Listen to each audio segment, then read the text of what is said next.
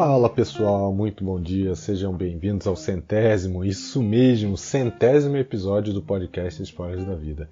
E esse ele demorou de verdade para sair, mas não foi porque eu vou trazer um conteúdo super bacana que vai mudar sua vida. Esse já é o conceito de cada um dos episódios, não apenas do 100º.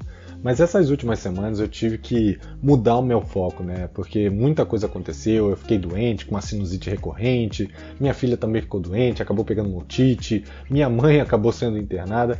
Então vocês já devem ter imaginado o caos que foram esses últimos dias, né? Esses últimos meses aqui em casa. E lembra, tudo na vida não é permanente, assim como veio esse caos, o caos também se foi. E quem me conhece e acompanha aqui o podcast sabe que quando tem muitas coisas acontecendo ao mesmo tempo, eu meio que travo, eu preciso descarregar alguma delas e colocar outras em prioridade. E para mim, cuidar de mim, cuidar da minha família é prioridade top 1, né? E cá estou eu de volta para fazer o episódio número 100. E esse episódio eu vou falar sobre atitudes que literalmente drenam a nossa energia, que deixam a gente, às vezes, exaustos, sem vontade de fazer nada, de ir ao trabalho, de assumir compromisso, de cuidar das coisas da casa, enfim, sem vontade de fazer nada. Muitas delas a gente acaba tendo essas atitudes sem nem perceber. E aí é onde mora o grande perigo, né? Quando a gente não percebe uma atitude e ela se torna algo recorrente, ela acaba se tornando um hábito, e um hábito implantado ele entra no automático, ele é muito mais difícil de se mudar. E a primeira atitude dessas é reclamar. E ela está em primeiro lugar, não é à toa, né? Além de ser uma atitude que drena a nossa energia, ela também causa o afastamento das pessoas. Ninguém curte passar o dia com alguém que só reclama. Mentira, até tem, né? Outro reclamão, ele curte, que aí os dois têm assunto para reclamar juntos.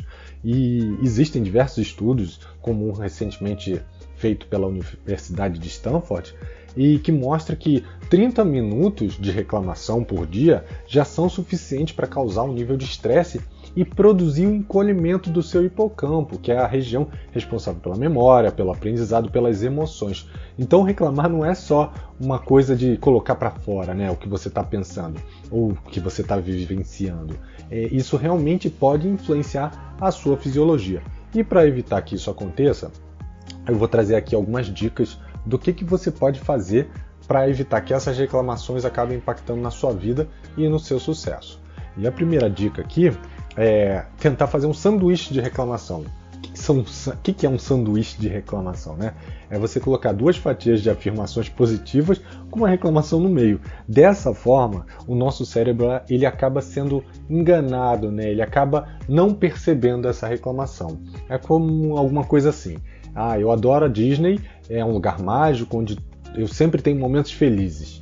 E as filas, infelizmente, são péssimas, porque a gente acaba perdendo muito tempo e se estressando em pé ali naquele momento. E eu sempre fico aguardando quando vai ser o próximo retorno para poder aproveitar aquele momento e planejar aquela viagem, que é uma das coisas que eu mais gosto de fazer. Então percebam que eu começo com uma coisa positiva, eu trago no meio aí a minha reclamação, a minha insatisfação, mas eu termino trazendo também algo positivo. E isso para o nosso cérebro não é reconhecido como uma reclamação. E aqui um ponto muito importante para quem usar essa técnica, ou na verdade não só para essa técnica, mas para a vida, né? Cuidado quando a gente usa a palavra mais. Vocês devem ter reparado que eu não usei a palavra mais, que eu complementei as minhas afirmações. E a palavra mais, ela tem a capacidade de anular a frase anterior. Inclusive, esse é um ponto muito importante para quem dá feedback. Alguma coisa do tipo: olha, Armênio, você é um cara muito bom, esse ano você desempenhou muito bem, entregou tudo que era esperado, mas tem um ponto que precisa ser melhorado. Pronto. Só nesse mais tem um ponto que precisa ser melhorado, você você apagou tudo que você tinha dito até o momento. E aí, o que vai ganhar peso na conversa é o que você vai falar de agora em diante, que provavelmente é o ponto de melhoria, que é o ponto que aquela pessoa vai trazer como uma visão negativa. Por isso que muitas pessoas acabam saindo de um feedback falando: foi uma porcaria, o cara só me trouxe problema. Não, ele não trouxe só problema, mas ele talvez tenha fraseado da forma incorreta, que o seu cérebro trouxe a percepção mais ligada a um ponto negativo do que as coisas positivas que foram feitas. Bruno, mas o que eu posso fazer nesse cenário? Complementa, usa um E. Olha, esse ano você fez isso e ainda tem um ponto que você pode melhorar. Pronto. Só o I ainda tem um ponto, você não está colocando mais, você não está quebrando a narrativa nesse momento. tá bom? A segunda dica é não reclame de situações que você mesmo criou.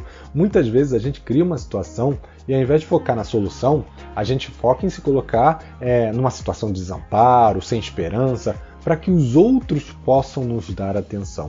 Esse cenário ele vai te deixar estressado, ele vai aumentar o seu nível de cortisol, ele vai interferir na ação da serotonina, te deixando mais estressado e mais triste.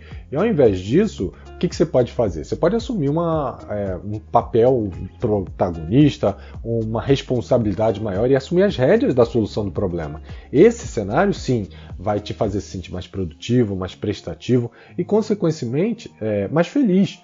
É importante que você assuma as responsabilidades, independente se foi você ou não que criou um problema. Isso vai te trazer uma sensação de que você é capaz de produzir alguma coisa, de resolver alguma coisa. E quem já passou por essas situações sabe que é muito bom chegar no final e falar: eu consegui resolver.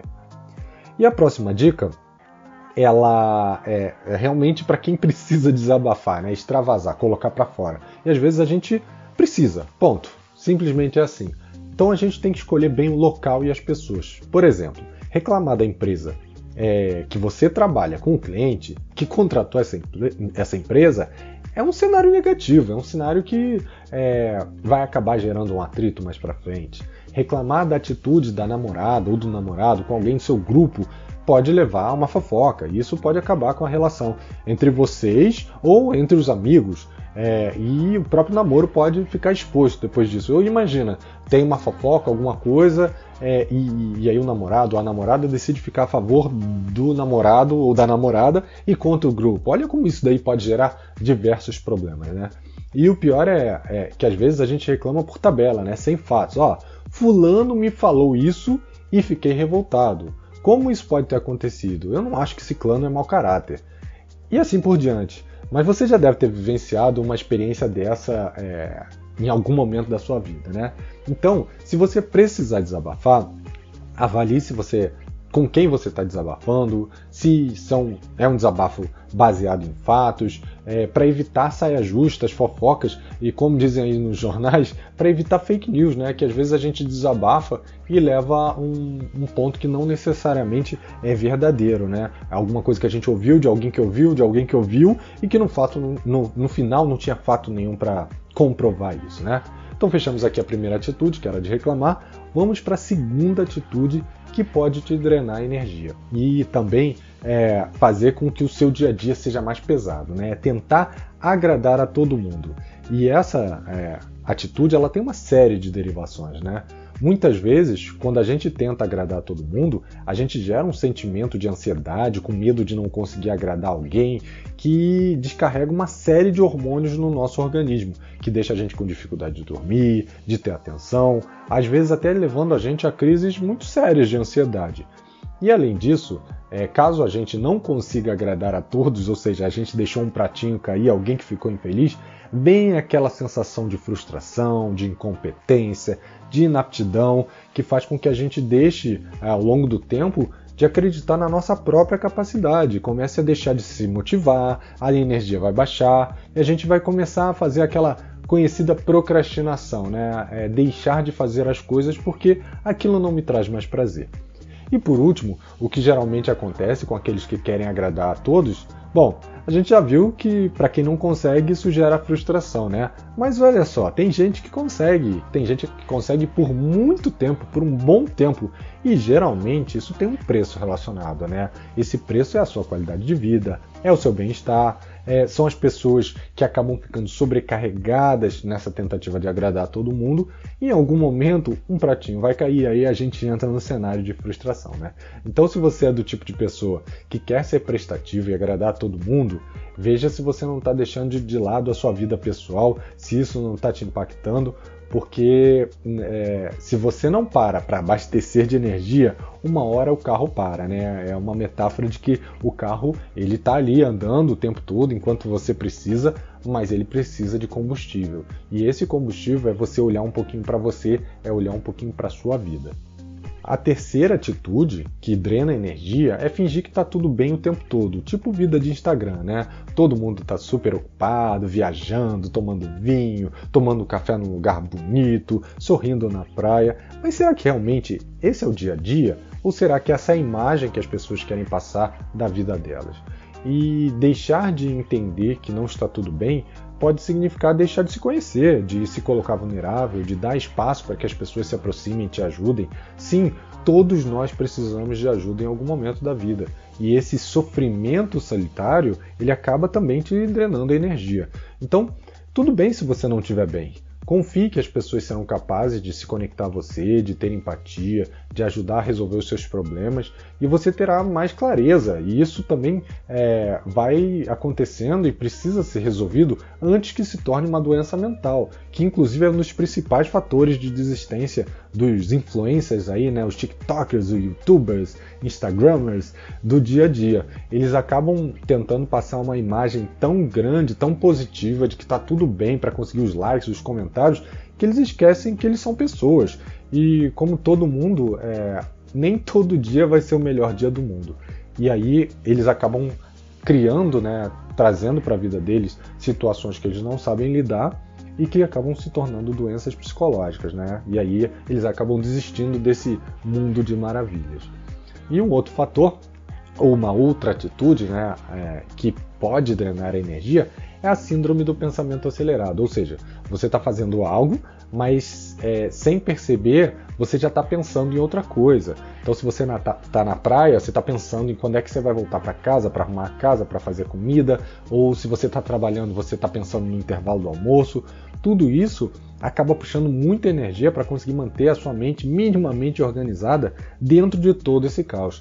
Além disso, você pode querer cobrir todas as possibilidades que possam acontecer no seu futuro. Eu conheço um monte de gente que é assim, que pensa assim, não, mas existe essa possibilidade, é aquela síndrome do Doutor Estranho, né? Quem conhece aqui, que viu Guerra Infinita, sabe que ele prevê lá 14 milhões de possibilidades. Então, meu amigo, você, minha amiga, meu amigo, não é o Doutor Estranho. E fazer isso só vai te deixar ansioso, estressado e exausto. A gente vive um mundo de incerteza, de possibilidades que mudam o tempo todo. Você não vai conseguir estar preparado para cada uma delas. Ao invés disso, se prepare para ter uma mentalidade de crescimento e adaptável, que com certeza vai te ajudar muito mais e vai te fazer gastar muito menos energia. E para finalizar, um que é super importante, não viva no passado. O passado é super importante nas nossas vidas, ele é a escrita das nossas histórias, das nossas experiências, das nossas vivências, dos nossos relacionamentos, sentimentos, dos momentos que foram importantes para a gente. Mas o passado não nos define e nem define o que vai acontecer no futuro. Se em algum trabalho anterior você teve uma liderança que te colocava para baixo, que era abusiva, que não te deixava crescer, isso não quer dizer que vai ser sempre assim em qualquer lugar que você esteja ou com qualquer outra liderança. Se você teve um relacionamento que te trouxe tristeza, que te colocou para baixo, onde você era deixado de lado ou onde você foi traído ou traída, simplesmente isso não quer dizer que qualquer relacionamento que você venha a ter vai ser da mesma maneira. Mas a gente só está falando de coisa ruim, né? Vamos mudar o foco? Vamos falar de alguma coisa boa? Se você já teve algo tão bom que sempre sente saudades, um lugar, uma viagem, uma pessoa, um emprego, o que quer que seja, isso também está no passado. Isso serve como uma lembrança, como um cobertor quente em um dia frio. Mas isso não vai mudar o seu presente, que é o momento em que você deve focar. Remoer o passado com aquela melancolia do que passou ou com medo do que pode acontecer novamente não vai te trazer nenhum benefício. Vai só sugar a energia e tirar o foco do único momento em que você pode mudar a sua vida, que é o agora. Então essa é a mensagem mais importante de tudo que a gente falou aqui. Foque no agora, foque no seu momento atual. Seu passado pode ser experiência, seu futuro é incerto, então foque no agora. Eu espero que vocês tenham gostado, esse tema foi denso, né? O podcast foi longo, mas foi bom para trazer aqui, para reviver alguns assuntos que a gente já tinha falado e fazer um resumão. E eu espero que tenha sido útil para vocês, que vocês tenham gostado, e a gente se vê por aí. Um abraço e até mais. Tchau, tchau.